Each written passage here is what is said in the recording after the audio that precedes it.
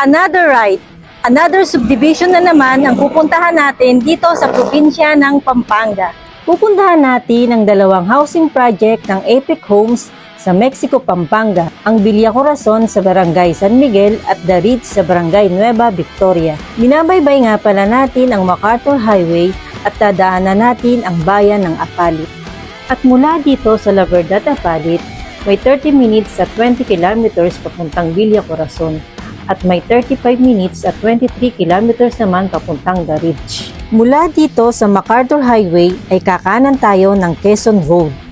Kung kayo naman ay galing sa Calabarzon, Metro Manila o Bulacan at 4 wheels ang inyong sasakyan, mas mabilis ang biyahe via NLEX papuntang Mexico Exit. Mamaya ay ipapakita ko sa inyo ang biyahe mula Mexico Exit hanggang The Ridge at Villa Corazon. Diretso lang tayo dahil hindi pwede sa NLEX ang ating motor kaya babaybayin pa rin natin ang kahabaan ng Quezon Road. Andito na tayo sa Santo Domingo, Mexico Circle. Kakaliwa naman tayo sa may Jose Abad Santos Avenue at dito naman dumadaan ang mga jeep o e-jeep papuntang SM, SNR at Robinsons.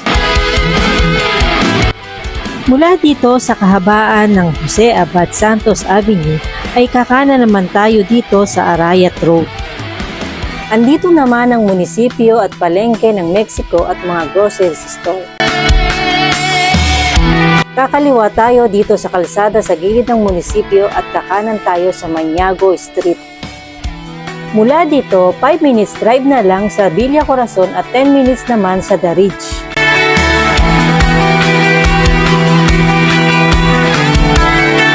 Andito na tayo sa Villa Corazon. Hindi muna tayo papasok dahil ipapakita ko muna sa inyo ang biyahe via NLEX Mexico Exit. Ito ang Mexico Exit. Mula dito sa exit, kakanan tayo sa Mexico Calulot Road at kakanan ulit papasok sa Barangay Nueva Victoria. Mula dito, nasa 5 minutes drive na lang ang The Ridge at 9-minute drive ang Villa Corazon. Abenson Warehouse nga pala itong building na katabi lamang ng The Ridge. Tara, pasok tayo dito sa The Ridge Subdivision. Mga 2-story townhouse ang mga bahay dito at lahat ng available ay ready for occupancy na. Kaya kung naghahanap ka ng mas mabilis malipatan, pwede mong i-consider ang The Ridge.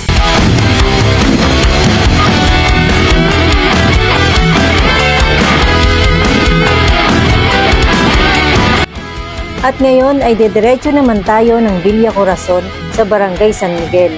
Mula dito sa Barangay Nueva Victoria, dadaanan muna natin ang Barangay Divisoria bago marating ang Barangay San Miguel.